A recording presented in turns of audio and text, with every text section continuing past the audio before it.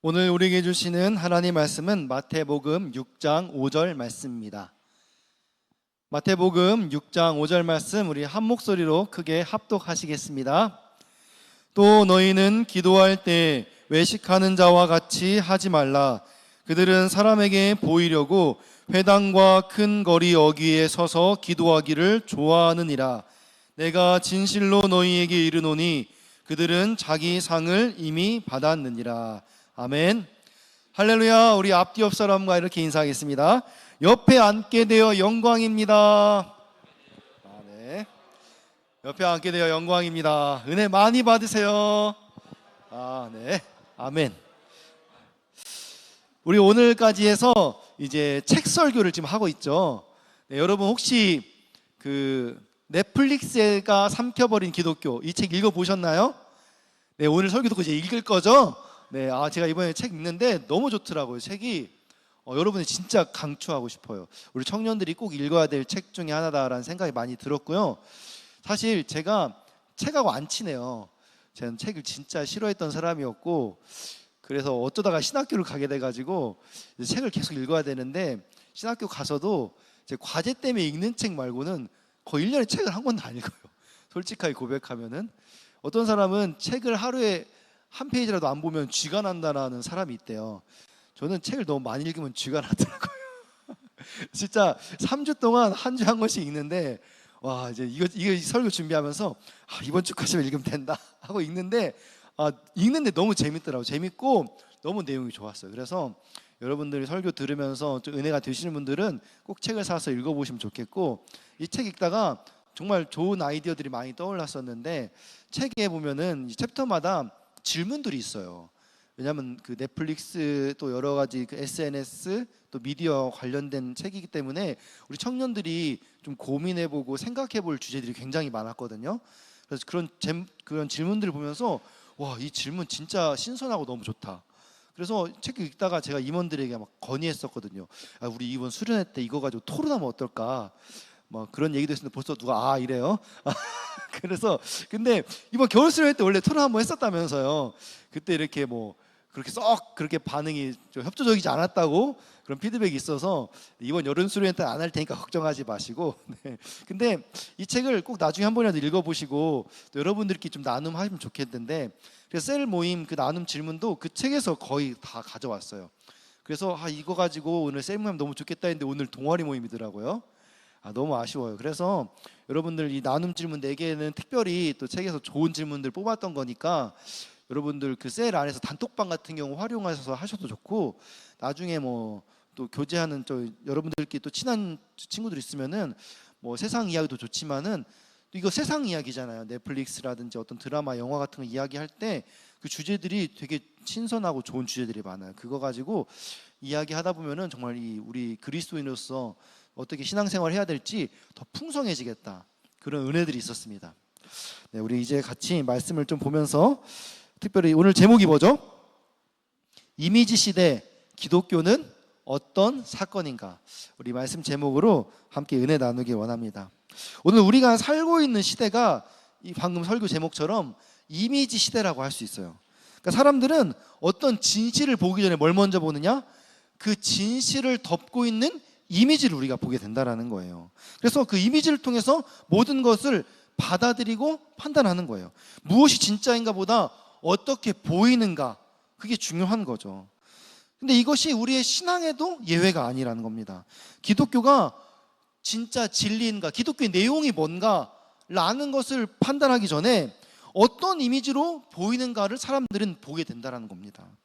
기독교를 모르는 사람들도 기독교를 싫어해요. 왜 그렇습니까? 이 기독교 신앙이나 기독교 내용이 아니라 세상에서 비춰지는 그 기독교 이미지를 보기 때문이에요. 기독교 이미지가 여러분이 볼 때 긍정적이라고 생각하세요? 부정적이라고 생각하세요?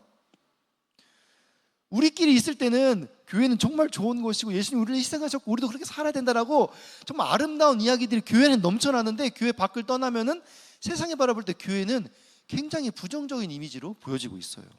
그것이 뉴스, 미디어, SNS, 우리가 많이 접하고 있는 그 매체마다 다 기독교 이미지를 드러낼 때 그렇게 부정적으로 사용하고 있다는 거예요. 어떻게 보여지냐면은 위선적이고 자기 중심적인 종교다라고 그렇게 메시지를 던지고 있는 겁니다. 그래서 그들이 믿고 있는 것이 복음이 아니라 기독교에 대한 느낌을 우리들에게 주는 거죠. 그리고 그 느낌은 이게 점점 이미지가 생산되면 생산될수록 이미지를 낳고 그 이미지를 사람들이 공감하면은 공감해서 나오는 그 반응을 다시 또 이미지로 만들어내고 계속해서 악순환이 반복되면서 더 부정적인 이미지를 강조하고 있다는 겁니다. 오늘날 기독교가 위기를 겪는 이유는 진리가 약해서가 아니에요. 진리는 여전히 살아있고 능력이 있습니다. 하지만 사람들이 그 진리를 보기 전에 진짜와 다른 그 가짜 이미지에 막혀버리는 겁니다. 우리는 그 진리를 가리는 그 외식을 벗어내야 되는 그런 과제 앞에 있는 거죠. 예수님은 외식하는 자들을 향해서 그들은 자기 상을 이미 받았다라고 말씀하셨어요. 이 말이 무슨 말이에요? 사람들에게 받는 그런 박수, 인정, 칭찬이 그들의 전부였다라는 거예요. 그래서 이미 그것들을 위해서 그들은 신앙생활을 하고 있었던 거죠. 그들은 더 이상 하나님께 받을 상이 없다라고 말합니다. 왜냐하면 이미 사람들의 눈으로 상을 다 받았기 때문에. 그래서 그것은 공허한 그 상상, 공허한 성공이다라고 말하는 거죠. 지금도 많은 그리스도인들이 진짜 변화보다는 뭐에 집중하느냐? 내가 그리스도인으로서 보이는 모습에 집중하는 거죠. SNS 속에서 신앙 콘텐츠, 영상 속에서 그런 감동받는 장면들. 하지만 그 모든 것이 진짜 하나님과의 관계를 말해주는 건 아니죠. 우리는 신앙을 연출하는 데 어느새 익숙해져 버린 겁니다. 그리고 어느 순간 그 가짜 이미지가 진짜인 줄 착각하며 살고 있는 거죠. 특별히 이번 3분기 추천도서였던 그 넷플릭스가 삼켜버린 기독교라는 책이 바로 이 지점을 정확하게 찌르고 있었어요. 우리는 그래서 신앙을 소비한다라고 말하죠. 기독교가 경험이 아니라 이미지가 되어서 그냥 그 이미지를 소비하고 있는 거예요. 영상 콘텐츠처럼 감동받고 그러고선 그 다음 콘텐츠로 넘겨버리는 그런 신앙들. 이것이 더 이상 내 안에서 어떤 사건이 아니라 그냥 이미지, 그걸 그냥 소비하고 감동받고 느끼면 그만인 거예요. 아, 좋다. 또 누구는 그걸 보고 아, 저 문제 있네. 그게 나의 사건으로 다가오는 게 아니에요. 그냥 기독교는 저렇네 라고 이미지를 굳혀버리는 거죠. 그래서 우리는 내 스스로 물어봐야 돼요. 오늘 제목처럼 기독교는 나에게 어떤 사건인가. 사실 이 복음이라는 메시지는 한 번도 어떤 컨텐츠로 그냥 우리가 넘기고 지나갔던 적이 없습니다. 왜냐하면 복음은 언제나 실제로 살아있는 사건이었거든요. 하나님이 사람의 몸을 입고 이 땅에 오신 사건, 죄인이 용서받고 삶이 완전히 뒤집히는 사건, 그것이 다 내 삶의 사건으로 자리 잡았다는 거예요. 그런데 오늘날 기독교는 어떻습니까? 기독교가, 복음이 우리 안에 사건이 되지 못하는 거예요. 그러니까 사람들이 기독교를 경험하기 전에 기독교스럽다라는 그런 이미지를 먼저 보게 되는 거죠. 그런데 사람들이 보는 기독교 이미지가 뭐가 있을까요? 위선, 권위의식, 낡은 교리, 감동, 강요, 이런 것들이 기독교에 고스란히 남아있는 부정적인 이미지라는 거예요. 복음을 전하기도 전에 사람들이 이미 그런 이미지에 익숙해져서 등을 돌려버립니다. 그런데 이거는 단순히 이미지 문제가 아니에요. 어떻게 보면 이게 바로 우리 안에 맞서고 있는 영적 전쟁이라는 겁니다. 그래서 우리는 이런 상황 앞에서 질문해야 됩니다. 나는 그럼 내가 복음을 정말 살아내고 있는가? 나는 그 복음을 내 사건이 되게 만들고 있는가? 예수님이 우리 안에 정말 실제로 살아 계신다면은 우리의 공동체와 나의 삶에서 지금 어떤 사건으로 역사하고 계시는가? 우리는 계속해서 이 질문을 나에게 던져야 한다라는 거예요. 초대교회는 그 당시에 엄청난 사건이었어요. 우리 사도행전 17장 6절 같이 읽겠습니다. 발견하지 못함에 야손과 몇 형제들을 끌고 읍장들 앞에 가서 소리질러 이르되 천하를 어지럽게 하던 이 사람들이 여기도 이르매. 아멘. 이게 무슨 일이냐면은 바울과 실라가 데살로니가 지역에서 복음을 전했을 때 많은 이방인과 귀부인들이 회심한 사건이 있었어요. 그러자 유대 지도자들이 이것을 보고 이제 질투심을 느낀 거죠. 그래서 불량배들 동원해 가지고 폭동을 일으키면서 이 바울 일행을 잡아들이려고 했습니다. 그런데 끝내 이제 바울 일행이 잡히지 않자 그 바울을 도와주었던 이 야손과 몇 형제들을 붙잡아서 로마에 고발하는 거죠. 그때 고발한 죄명이 뭐냐면은 이 사람들이 천하를 어지럽게 하던 그들이다 라고 고발을 하는 거예요. 천하는 어디를 가리키냐면은 로마를 가리키는 거죠. 뭐 이 어지럽게 하다라는 말은 헬라어로 아나스타토라는 말인데 혼란케 하다, 그리고 체계를 뒤흔들다라는 말이에요. 그러니까 그 바울 일행과 그들을 도왔던 사람들의 문제가 뭐냐면은 그 당시에 막 체계를 흔드는 거예요. 로마 전역을 막 돌아다니면서 복음을 전할 때마다 뭔가 이가 막 흔들리고 체계가 무너지고 엄청난 사건들이 자꾸 일어나는 거예요. 그러니까 유대 지도자들이 그거를 고발하면서 이들이 지금 이 로마를 흔들고 있다라고 이야기를 하는 거예요. 당시 유대인들의 시각에서는 이 바울 일행이 단순히 종교를 전하는 것이 아니라 기존 세계관, 질서, 권력 구조를 무너뜨리는 존재들로 보았던 거죠. 이 말은 비난이었지만은 사실 동시에 최고의 칭찬인 겁니다. 그들은 복음을 들고 가는 곳마다 기존의 이미지를 흔드는 사건을 만들어냈습니다. 그들의 복음은 보여지는 신앙이 아니라 잘못된 세상을 새롭게 뒤집는 그런 능력의 사건들이었다는 겁니다. 사실 복음은 원래 그렇게 세상을 어지럽히는 거예요. 그 어지러움이 혼란이 아니라 거짓된 이미지를 그렇게 다시 바로잡는 그런 진리의 충격처럼 우리에게 다가오는 거죠. 그게 복음의 능력이라는 거예요. 이 충격을 오늘날 기독교는 잃어버렸다는 겁니다. 그 이유는 바로 우리가 그런 사건이 되지 못하기 때문에.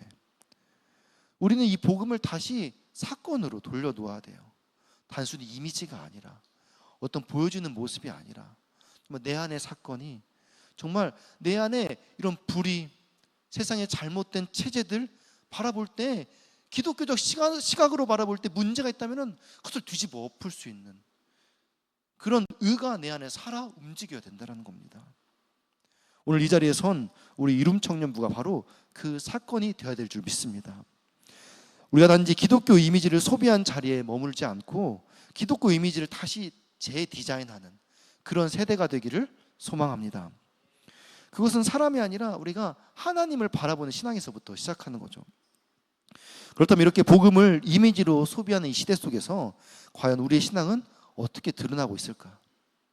우리 세 가지로 좀 살펴보려고 하는데, 첫 번째로는 우리는 이미지에 압도된 신앙을 살고 있어요.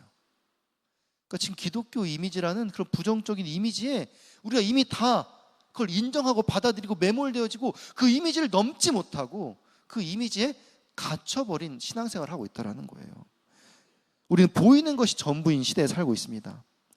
여러분, 그 사람을 바라볼 때 무엇을 제일 먼저 보나요? 저도 여러분 막 전화 연락하고 하다 보면은 전화번호를 딱 저장하면 카톡이 딱 뜨잖아요. 제일 먼저 뭘 보냐면은 카톡 프사 봐요. 카톡 그 배경 이미지 보면서 아, 얘는 이런 애구나. 뭐예요? 그 한 장의 영상과 이미지가 그 사람을 규정하는 그런 시대에 우리가 살고 있는 거예요. 근데 신앙생활도 예외는 아니라는 겁니다.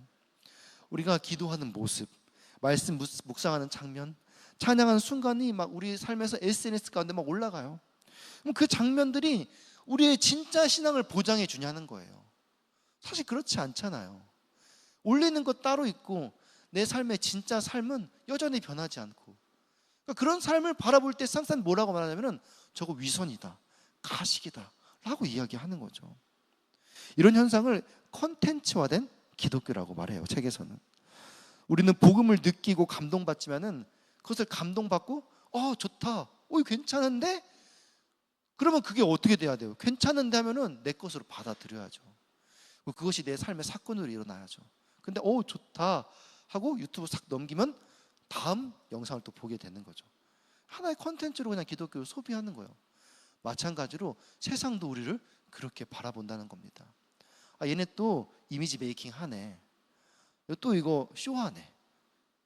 진짜 삶은 그렇지 않은데 다 안다는 거예요. 그거를 계속해서 매체가 폭로하고 있는 겁니다. 이젠 예배도 간증도 설교도 잘 편집된 이미지가 되어야 주목을 받는 겁니다. 조회수와 그 감동의 크기가 복음의 진정성을 대신하게 된 거죠. 하지만 진짜 복음은 어떻습니까? 진짜 복음을 살아내고 그 복음 안에 나의 삶을 처절하게 들여다보는 그 삶은 사실 예쁘지가 않아요.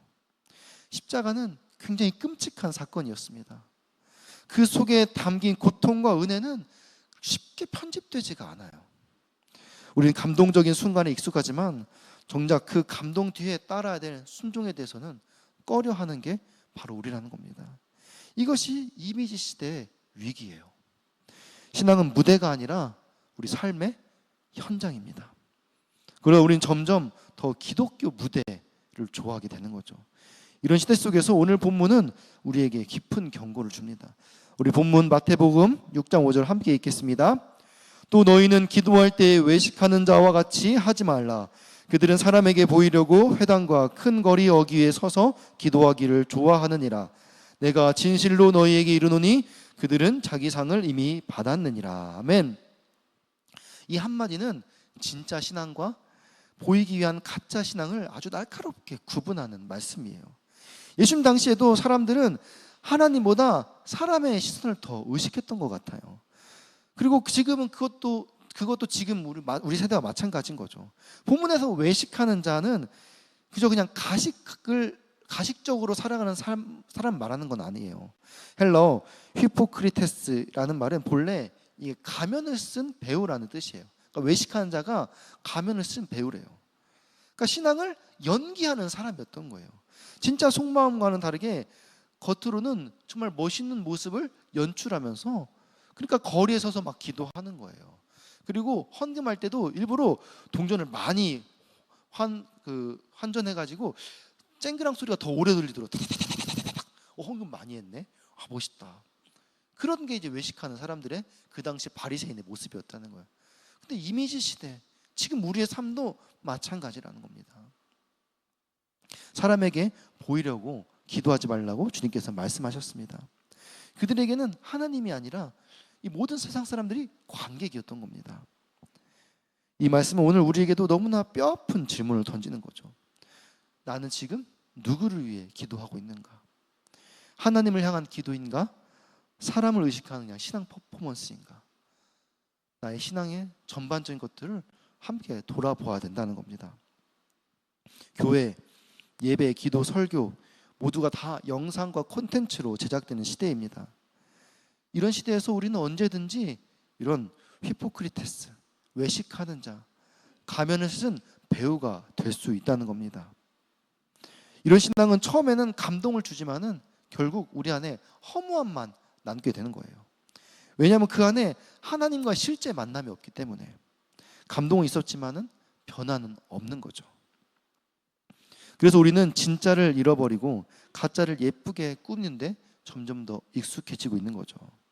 그 가운데 우리의 신앙도 예배도 삶도 그런 깊이 없는 루틴들, 감정의 기승전결 속에 갇혀버리게 되고 만 것입니다. 이런 현상을 잘 표현해 주는 것 중에 하나가 회빙환이라는 단어가 있더라고요. 여러분 회빙환 들어봤어요? 이게 원래 그 SNS에서는 회전초밥 먹고 빙수 먹고 환승연애 본다 이런 말로 시작이 됐대요. 근데 이제 그런 말 들어봤어요? 안 들어봤나? 네, 저도 처음 들어보긴 했는데, 근데 이게 이제 본질적인 의미로는 회귀, 빙의, 환생 이런 의미를 담고 있는데, 요즘 유행하는 드라마나 영화들이 다 이 회빙한 컨텐츠에 속한다는 거예요. 여러분 요즘 보는 드라마들에 그런 거 되게 많이 나오잖아요. 뭐 애니라든지 뭐 영화라든지 거의 한 50% 이상은 회귀하고 환생하고 또 빙의하고 이런 거잖아요. 이게 어떤 우리의 감정을 자꾸 드러내는 거냐면은 현실을 벗어나고 새로운 자아를 막 추구하려는 그런 인간의 욕망을 보여주는 거죠. 현실에 살아내는 것이 아니라 보여주는 이미지, 뭔가 내가 추구한 욕망들을 내가 할 수는 없는데 뭔가 이미지를 통해서 내가 그걸 소비하는 겁니다. 그런데 이 회귀, 빙의, 환생 이런 콘텐츠들은 우리 신앙에도 똑같이 적용될 수가 있어요. 회개와 성장이 없는 신앙을 계속해서 반복하는 거예요. 과거로 돌아가는 거니까. 빙의는 사람의 시선을 의식하면서 내가 자꾸 연기하는 그런 신앙생활을 우리도 추구하고 있다는 거죠. 환생, 복음이 아니라 내 욕망을 쫓는 그런 가짜 새로운 어떤 모습으로 다시 태어나고 싶은 거예요. 사실 신앙은 내 안에서 시작돼야 되는 거거든요. 내가 살아내야 되는 건데 내가 안 되니까 엄청 특별한 능력이 있는 어떤 부잣집 이런 아들로 다시 태어나고 싶은 거예요. 그럼 다 이룰 수 있을 것 같으니까. 근데 그게 다가 아니잖아요. 신앙생활은. 혹시 우리도 이런 감정적 루틴에 갇혀서 감동만 받고 다시 제자리로 돌아오는 그런 신앙생활을 반복하고 있는 것은 아닌지 우리가 돌아보아야 합니다. 복음은 이렇게 반복되는 감상이 아니라 인생을 꺾는 그런 충돌, 그 안에서 우리의 진짜가 있는 거죠. 예수님은 외식을 경고하셨지만 동시에 진짜 은밀한 신앙을 강조하셨어요. 우리 마태복음 6장 6절 말씀 같이 읽겠습니다. 너는 기도할 때 내 골방에 들어가 문을 닫고 은밀한 중에 계신 내 아버지께 기도하라. 은밀한 중에 보시는 내 아버지께서 갚으시리라. 아멘. 아까 읽었던 5절 말씀 그 다음에 외식하지 말라라고 말하면서 뭐라고 말하는 거예요? 은밀한 중에 너의 신앙생활을 정말 들여다보라는 거예요. 은밀한 중에 기도하라는 거예요. 그러니까 하나님은 이미지가 아니라 보이지 않는 자리에서의 그 실제를 보길 원하신다라는 거예요. 교회 이미지는 늘 그런 위선, 욕망, 피해자를 외면하는 듯 이런 부정적인 이미지로 소비되는데 우리는 이런 이미지를 부정하지만 이미 예측 가능하고 진부한 이미지라고 세상은 이미 그렇게 낙인 찍어버렸어요. 교회의 십자가가 악한 그런 장면들에 같이 나오잖아요. 그러면서 거기에 대해서 이게 아니면 공감을 안 해야 되는데 대중은 그걸 공감하는 거예요. 그 말은 무슨 말이에요? 실제 우리 삶에 그런 모습들이 있다라는 거예요. 이런 이미지에는 생명력이 있을 수가 없습니다. 그래서 우리 청년부를 구성하는 20대, 30대를 원나블 세대라고 한대요. 여러분 원나블 세대 뭔지 알아요? 웃는 사람들은 아시는 것 같네. 원피스, 나루토, 블리치를 보고 자란 세대.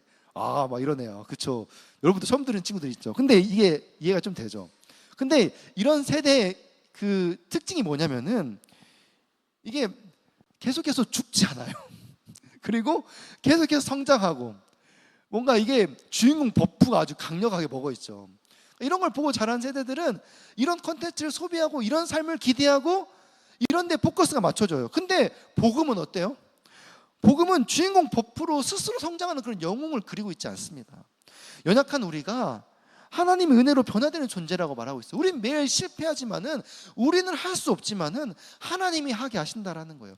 그러면서 끊임없이 나 자신을 부정하고 내 십자가를 지고 나아가야 되는 그 현실에 철저하게 나의 삶을 들여다보는 그런 자기 반성에서부터 시작된다라고 현실은 말하고 있어요. 그게 진짜 복음인데 이 원나블 세대는 그런 게 먹혀들지 않고 그런 걸 기대하지 않고 그런 걸 소비하려고 하지 않는다라는 거죠.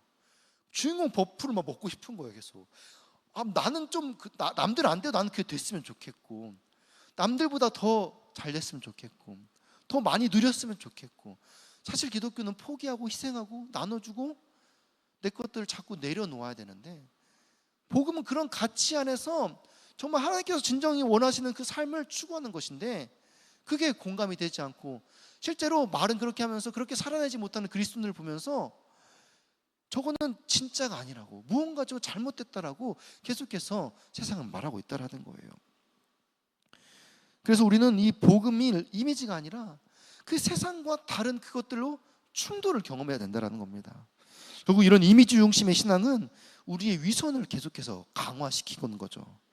왜냐하면 사람들 앞에서 계속 좋은 모습을 보여줘야 되니까. 근데 내가 원하는 건 나의 삶은 다르니까 계속 거짓을 낳고 거짓을 보여주고 드러내는 거죠. 그런 예수님은 그런 가식적 신앙을 완강히 거부하셨습니다. 그래서 마태복음 23장 13절에서는 이렇게 말씀하시죠. 우리 같이 읽겠습니다. 화 있을진저 외식하는 서기관들과 바리새인들이여 너희는 천국 문을 사람들 앞에서 닫고 너희도 들어가지 않고 들어가려 하는 자도 들어가지 못하게 하는도다. 아멘. 이게 지금 오늘 우리 세대에게 하는 말씀이라는 거예요. 우리의 그런 외식하는 이미지가 천국 문을 막고 있다라는 거예요. 그러니까 가고 싶어하는 사람들이 우리 때문에 못 가고 있고 나 또한 그런 외식하는 이미지에 갇혀가지고 복음을 나의 삶으로 살아내지 못하니까 나 또한 정말 내가 천국 가고 싶은가? 그 셀모임 나눈 질문에도 좀 우리가 세 번째 질문에 넣어놨는데 우리가 정말 가고 싶은 천국이 하나님이 원하는 천국일까도 한번 생각해 봐야 돼요. 여러분 우리가 생각하는 천국이 뭡니까? 기대한 천국이 뭡니까? 내가 하고 싶은 거 정말 누렸으면 좋겠고, 내 욕망이 좀 채워졌으면 좋겠고. 말이야 뭐 욕망이라고 말 안 하죠. 근데 우리 삶이 사실 그걸 기대하고 있잖아요. 남들의 부를 쫓고 남들의 성공을 기대하고, 정말 내가 하고 싶은 쾌락들을 막 누리고 싶고, 천국에 가면 정말 내가 좋아하는 게임 많이 하고 싶고, 내가 보고 싶은 드라마 평생 보고 일 안 해도 되고, 이런 거 생각하지 않아요? 말은 안 하지만 누가 교회에서 그렇게 말하겠어요. 근데 내 안에 그런 욕망들이 가득한데 사실 천국은 그 반대거든요. 그런데 그곳이 정말 천국이냐는 거예요. 내 삶에서 내가 정말 그걸 기대하고 있냐는 거예요. 그것을 내가 정말 복음으로 받아들이고 있냐는 거예요. 정말 내가 그렇게 복음과 하나님이 원하시는 하나님 나라 그 천국을 잘못 이해하고 잘못 기대하고 있는데, 나의 삶이 오히려 그런 나의 외식적인 삶이 세상 사람들이 우리를 보면서 천국을 기대하게, 천국을 가고 싶은, 천국을 가지 못하게 만드는 그런 벽이 되고 있다라는 겁니다. 그래서 주님이 화를 내시는 거예요. 화 있을진저 외식하는 서기관들과 바리새인들이요. 오늘날 우리에게 하시는 말씀이죠. 우리는 질문해야 됩니다. 나는 지금 어떤 이미지의 신앙생활을 하고 있는가? 나는 사람들에게 보여지는 신앙을 위해 살아가고 있지는 않은가? 하나님은 은밀한 곳에서 드리는 그런 진짜 기도를 듣기를 원하십니다. 이미지 시대 속에서 진짜 신앙은 사라지지 않고 숨어 있어요. 사실 지금도 골방에서 기도하며 정말 진짜 하나님 나라를 소망하며 바라는 그런 사람들이 있다라는 거예요. 그리고 하나님은 그 숨어 있는 자들을 통해서 세상을 바꾸십니다. 예수님의 기도는 겟세마네 동산의 어둠 속에서 시작되었어요. 그 기도가 없었다면 십자가도 없었겠죠. 진짜 신앙은 세상 사람들에게 보여지는 그런 무대가 아니라 어두운 골방에서부터 시작됩니다. 우리가 싸워야 할 것은 그런 세상의 비난이 아니라 우리 안에 자리 잡은 그런 가짜 신앙의 이미지라는 것을 우리가 깨닫기 원합니다. 두 번째로, 우리는 이 미디어가 만들어낸 기독교 이미지를 소비하고 있어요. 오늘날 세상에 많은 사람들은 교회를 다녀본 적 없어도 이미 기독교 이미지는 다 이런 거야 라는 그런 인상들이 있어요. 그 인상이 출처 대부분은 다 이제 미디어죠. 그러니까 뉴스, 영화, 드라마, 예능에서 비춰지는 기독교 이미지를 우리가 다 소비하고 있다는 거예요. 친절한 금자씨 여러분 보셨나요? 여러분 세대는 또 안 봤을 수도 있겠네. 20살 친구들은. 근데 이제 예전에 나온 드라마야. 10년 전에 나온 드라마인데 이때 등장한 전도사가 있어요. 그리고 금자씨는 이제 교도 살다 나왔죠. 근데 이 전도사가 계속해서 그 이제 출소한 그 금자에게 위로보다는 자꾸 정죄의 메시지를 던지는 거예요. 너 이제 앞으로 그렇게 살지 마. 이제 깨끗이 살면 하나님 너 구원해 주실 거야. 너 잘 살 수 있어. 뭐 맞는 말이고 좋은 메시지인데, 그 장면에서 주인공 금자가 뭐라고 말해요? 아주 유명한 대사죠. 너나 잘하세요. 이 한마디가 한국 사회가 기독교에 품고 있던 이미지였던 겁니다. 너희가 말하는 건 맞을지 몰라도 너희 삶은 틀렸잖아. 너희도 못 살면서 왜 남들에게 이래라 저래라 하냐, 이거죠. 기독교가 진리를 말하면서 동시에 위선을 보일 때 세상은 진리를 외면하고 그 위선만 기억한다라는 거예요.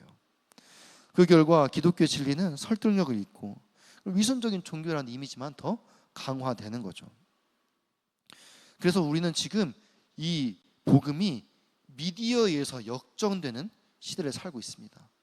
복음이 실체고 복음이 능력인데 복음보다 이미지가 더 강하게 부각되고 있는 거예요. 왜 그렇습니까? 우리가 그 복음을 드러내지 못하기 때문에. 복음을 보여줘야 되는데 복음은 안 보이고 복음을 살아낸다라고 말하는 그 그리스도인들이 잘 못 사는 그런 모습들만 이미지로 포커스를 맞춰가지고 세상에 계속해서 그거를 소비 문화로 팔아내고 있는 거예요.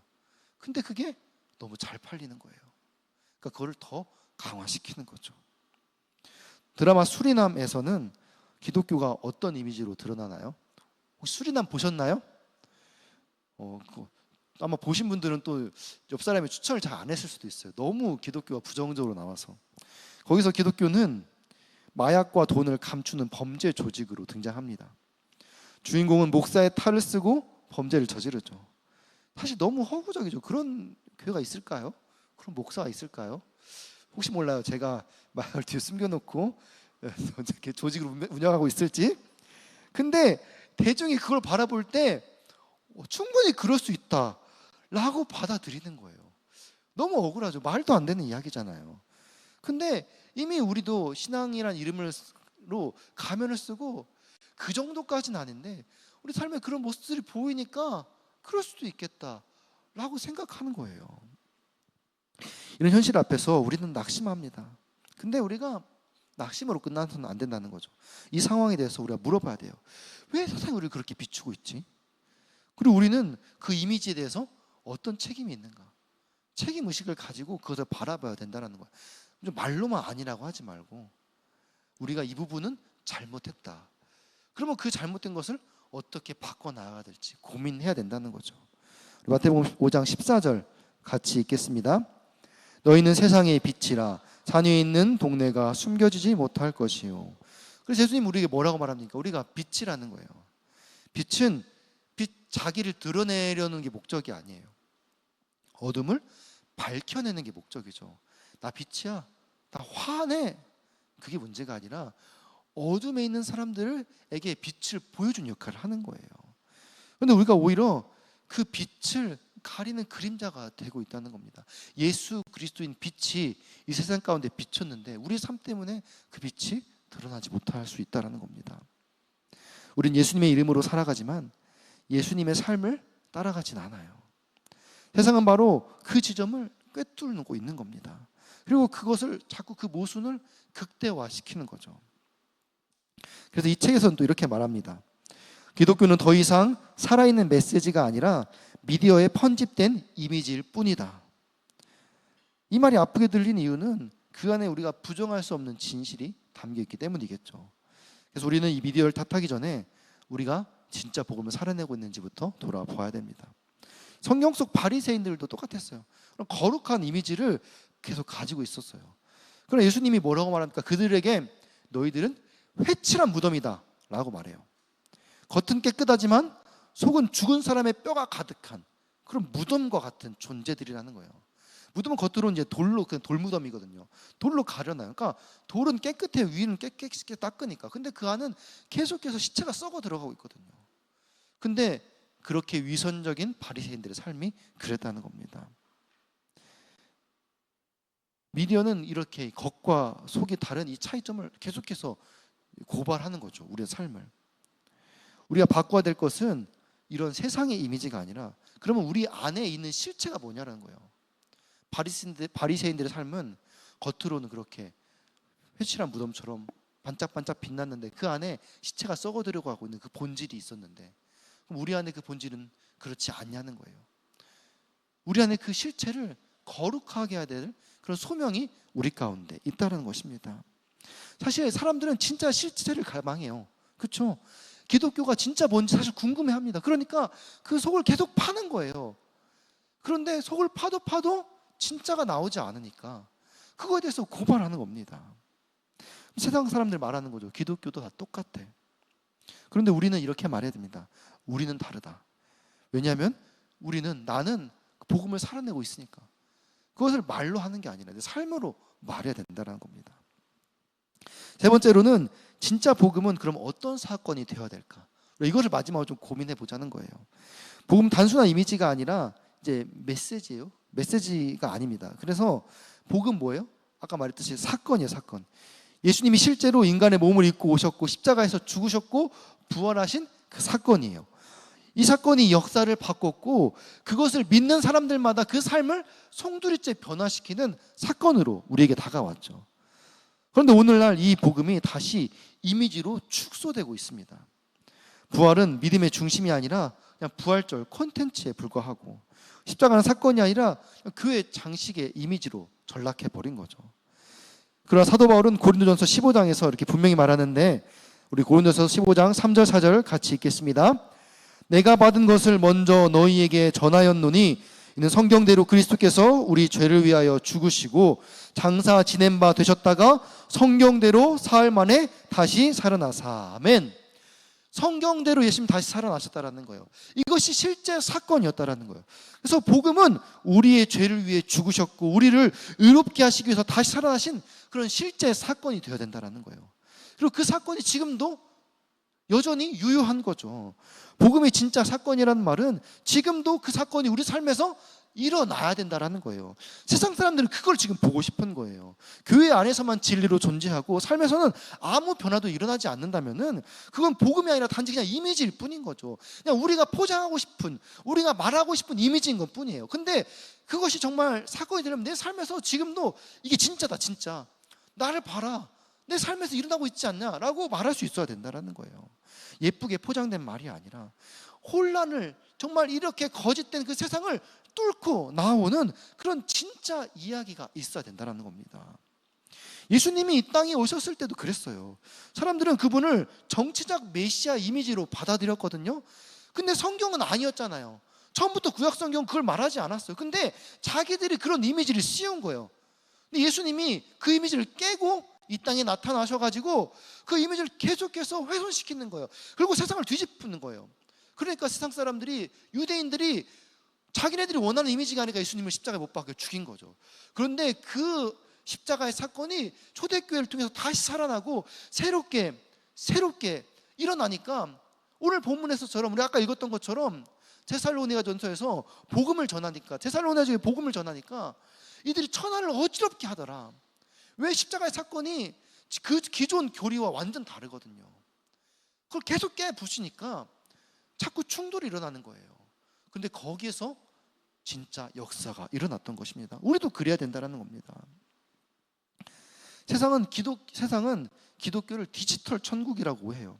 디지털 천국이 뭐예요? 우리가 가상세계에 있잖아요. 가상세계에서 우리가 뭔가 원하는 것도, 우리의 쾌락과 욕망을 추구하는 그런 것도, 근데 그게 실체가 아니잖아요.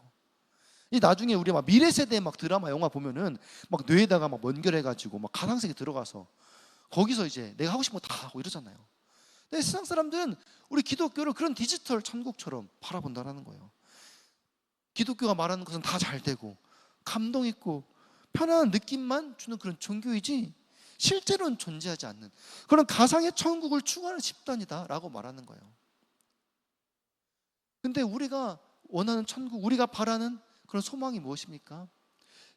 예수 그리스도를 통해서 우리 삶의 진정한 변화를 통해서 정말 세상 사람들이 누릴 수 없는 기쁨과 평안함을 주고 싶은데 우리가 그것을 추구하는 것이 아니라 우리 삶에서는 똑같이 세상 사람 쫓는 것을 쫓아가는 거예요.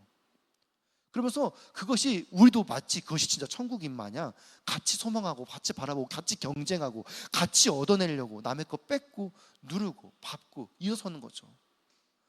그러니까 너네가 말하는 거 디지털 천국 아니냐라는 겁니다. 정말 우리가 그 진짜 복음이 정말 우리나라의 사건을 살아내려면은 정말 그 먼저 십자가를 지나가야 됩니다. 우리 삶이. 십자가는 무엇이에요? 죽음이에요. 죽음을 통과하지 않고는 부활이 없습니다. 사건이 일어나려면 우리 안에 먼저 그런 부서짐, 내려놓음, 낮아짐이 있어야 된다는 거죠. 요한복음 12장 24절 말씀 같이 읽겠습니다. 내가 진실로 진실로 너희에게 이르노니 한 알의 밀이 땅에 떨어져 죽지 아니하면 한 알 그대로 있고 죽으면 많은 열매를 맺느니라. 아멘. 죽음이 있어야 열매를 맺는 겁니다. 진짜 복음은 죽는 사건이고 그래서 사는 이야기가 바로 복음입니다. 우리는 미디어에 익숙한 세대죠. 그래서 빠르게 넘기고 선택하고 취향에 따라 소비합니다. 하지만 복음은 그런 선택의 컨텐츠가 아니에요. 복음이 나를 선택하고 그 선택이 내 삶 전체를 바꿔버린 사건, 그게 바로 진짜 복음이죠. 그래서 우리가 한 번 믿으면 끝이 아니라 복음은 매일 내 삶에서 일어나야 되는 거예요. 오늘 그 셀리더 나눔할 때도 이야기했었는데 그 4번 질문 나누다가 저도 좀 생각을 해봤어요. 왜 나의 삶에서 위선적인 모습이 계속 드러나고 그것을 바꾸기 위해서는 어떻게 살아내야 될까? 저도 생각해 봤는데 사실 저도 되게 위선적이거든요. 여러분 중에 아마 제가 제일 위선적일 거예요. 왜 그러냐면은 전 목사잖아요. 그래서 목사라는 이미지를 여러분에게 보여줘야 됩니다. 근데 사실 제가 왜 목사냐면은 신학교를 나오고 목사고시를 패스해서 말하자면 소위 목사 자격증을 얻어서 목사한 거예요. 그런데 세상이 기대하는, 또 여러분이 기대하는, 또 내가 바라는 그런 목사 이미지가 있어서 거기에 맞춰서 이제 보여주려고 하는 거죠. 근데 제 삶은 사실 여러분의 삶과 똑같아요. 제가 그냥 신학교에서 배운 게 그런 거여서 여러분보다 성경 지식을 조금 더 알고 있는 것 뿐이지, 삶을 또 똑같이 드러내고 보면은 여러분이 하는 실수 똑같이 하고, 여러분이 하는 고민 저도 똑같이 하고 있고, 여러분의 문제를 저도 똑같이 가지고 있어요. 근데 저도 이걸 가지고 계속해서 십자가 앞에 나아가고 그걸 내어놓고 하나님과 이렇게 자꾸 대면하지 않으면은 그냥 멍하고 그냥 삶을 지나가잖아요. 그 삶을 계속 반복하거든요. 근데 이 단에 서면은 그렇게 못해요. 그걸 말을 못해요. 그렇잖아요. 저 이번에도 이런 실수했습니다. 얼마나 여러분들이 저를 좀 기독교 저런 건가, 능력 없는 건가. 그런데 이 위선을 벗어 던지려면은 물론 내가 어떻게 이걸 포장할 것인가, 이걸 어떻게 넘어갈 것인가, 어떻게 회피할 것인가 고민하기 전에 내 본질, 내 실체가 먼저 거룩해져야 된다는 거예요. 그걸 가지고 계속 하나님 앞에 나아가야 된다는 거죠. 저도 인간인지라 매일 실패하고 넘어져요. 여러분도 그렇겠죠. 그렇지만 그걸 가지고 고민한 흔적을 보여줄 수 있다는 거예요. 그 고민한 흔적을 가지고 인정하고 하나님 앞에 나아가고 그렇게 반복하다 보면은 전에는 그 친구에게 자랑스럽게 말 못했던 것들을 다음번에 물어보고 이야기할 때는 자랑스럽게 이야기할 수 있는, 쟤 그래도 변하네, 계속 하나님 앞에 쟤 고민하는구나, 신앙을 살아내려고 노력하는구나, 저게 기독교구나 라고 느낄 때 우리의 이미지가 조금씩 바뀔 수 있다는 거죠. 우리는 오늘 이미지가 넘실거리는 시대 속에 살고 있습니다.